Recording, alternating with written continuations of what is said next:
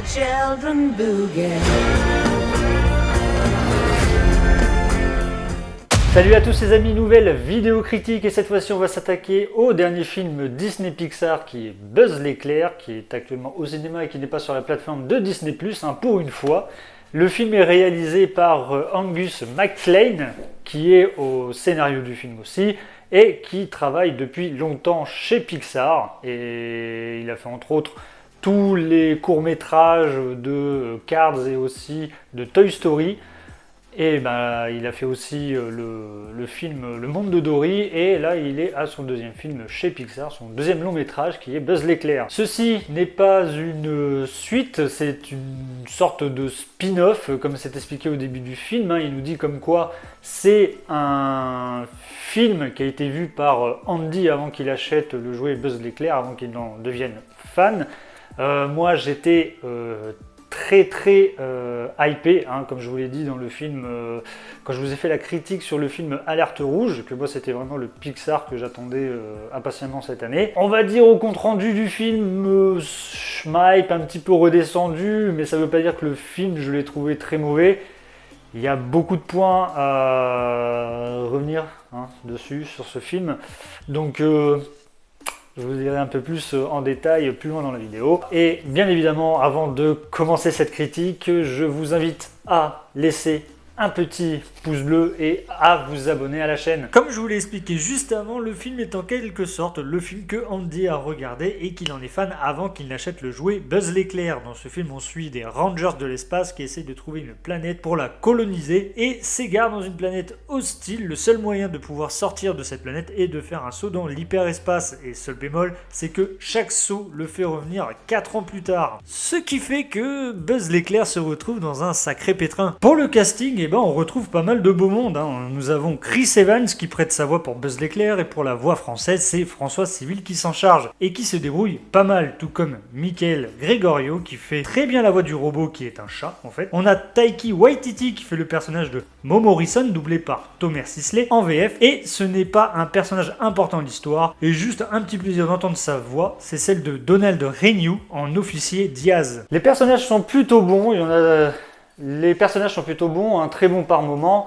Je ne pensais pas que ce soit François Civil qui prêterait sa voix pour Buzz l'éclair. C'est vrai que on a l'habitude d'entendre la même voix depuis des années, et ça aurait été bien de retrouver ce doubleur qui prête sa voix, mais vraiment très bien à Buzz l'éclair. Et puis maintenant que on a assimilé cette voix à Buzz l'éclair aussi depuis des années. Après, on va dire qu'il est plutôt convaincant, François Civil. Il a plutôt été bon pour doubler ce personnage.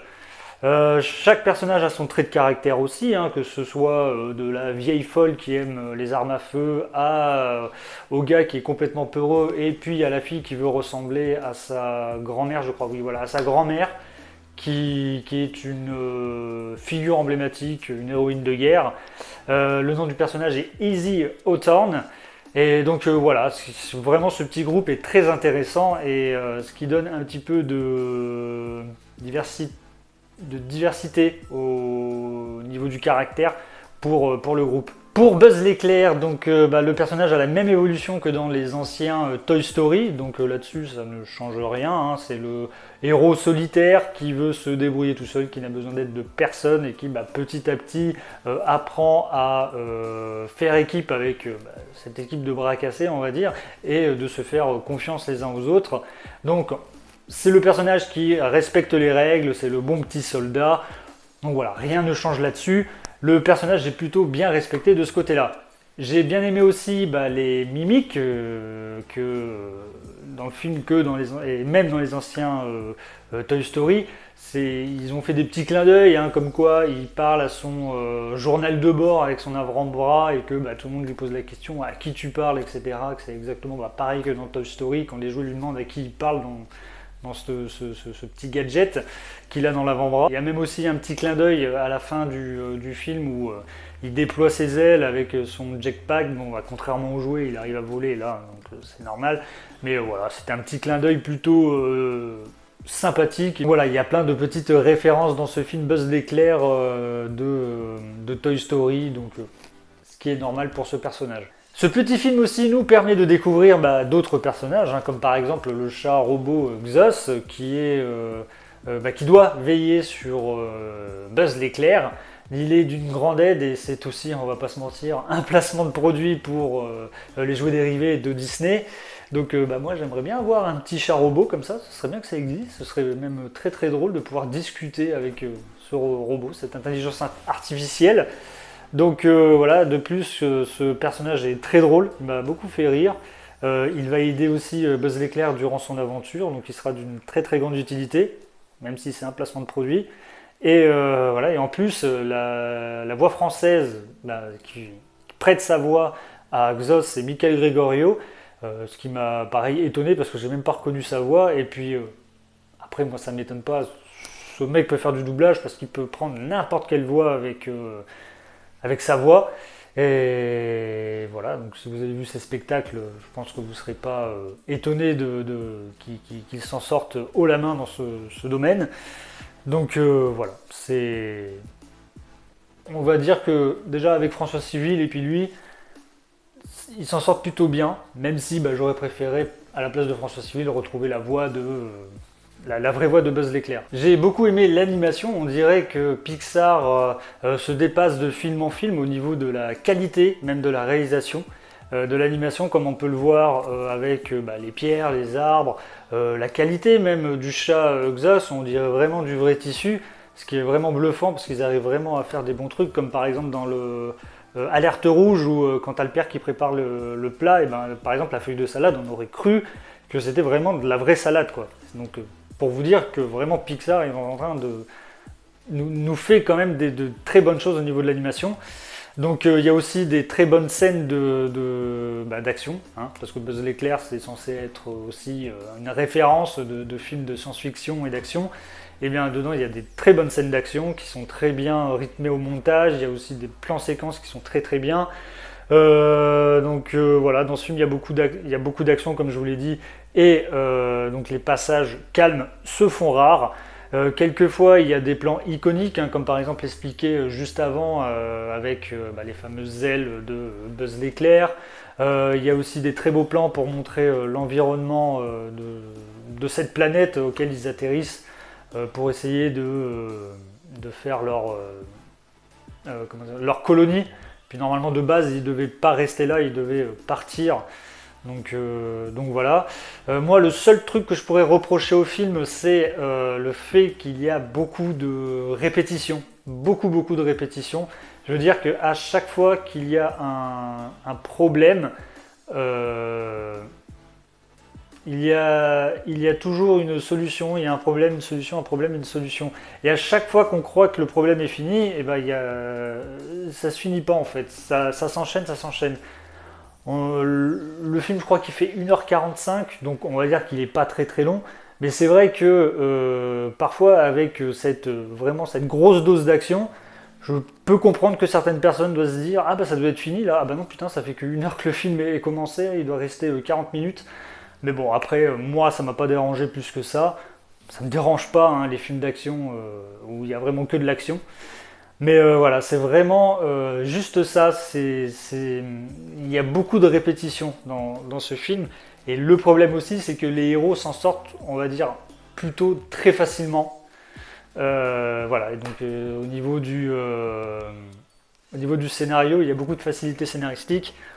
Bon, après, c'est un film d'animation, donc on va pas leur demander non plus d'être extrêmement intelligent, voilà. Mais sinon c'est vraiment ça que je pourrais reprocher au film de Buzz l'éclair. C'est vrai que pour moi il mérite pas non plus ce bashing sur le fait qu'il soit nul ou quoi que ce soit un navet, etc. Alors c'est vrai qu'aussi le fait que dedans il y a une scène, ça dure même pas 2 secondes, il y a juste 2 femmes qui s'embrassent et le film est interdit aussi dans les cinémas étrangers, je me souviens plus, je crois que ça devait être Chine, les pays du Moyen-Orient, je crois, il va en avoir certains, Arabie Saoudite, je m'en souviens plus de quel pays c'est. Voilà, juste pour avoir ce baiser là, ils sortent pas dans ces pays. Et donc ce qui fait qu'au niveau du box-office mondial, Buzz l'éclair est en train de chuter. Donc en gros, ça montre que Disney a raison de mettre les Pixar dans la plateforme Disney+. Parce que c'est vrai que de plus en plus, ils mettent les films Pixar sur Disney+, ces derniers temps, et puis tout le monde a commencé à gueuler. Et là, avec ce genre de choses, ça leur donne raison en fait. Ça leur donne raison, malheureusement. Moi, j'aurais préféré que les films Disney soient, Pixar soient sortent au cinéma et pas sur Disney+, directement. Et voilà, malheureusement, ça leur donne raison. Et aussi, ce que j'ai pas compris, et ça va faire écho un peu avec ce que j'ai dit dans la vidéo d'Alerte Rouge. Ce qui m'a semblé bizarre, c'est que normalement, quand un Pixar commence, il n'y a pas le logo Disney, il y a juste le logo Pixar qui arrive, et puis voilà. Moi, ça m'a un peu choqué de voir au début du film, je sais pas vous, mais moi, ça m'a un peu choqué de voir le logo de Disney, même si on sait que ça appartient à Disney, Pixar. Mais normalement, Disney ne montre pas leur logo à chaque film Pixar. Et ça m'a un petit peu choqué. Alors, je sais pas si ça voulait dire on a la même mise sur vous, Pixar, donc maintenant c'est nous qui commandons ou quoi. Voilà. Mais en tout cas, c'était un peu bizarre de voir Disney. Là aussi, il y a un autre point que je voudrais revenir sur le film. Alors, ne vous inquiétez pas, certes, c'est du spoil. Donc, je vais vous mettre au niveau de la timeline la partie spoil, et puis ensuite, vous pourrez avancer la vidéo si vous voulez voir le film et pas être spoilé.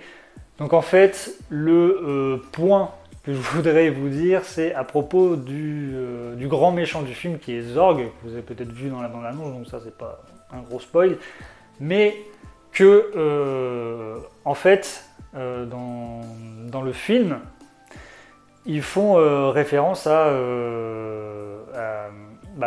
Toy Story 2 je crois, où il y a le deuxième Buzz l'éclair qui devient, on va dire, ami avec Zorg, parce que Zorg lui dit « je suis ton père ».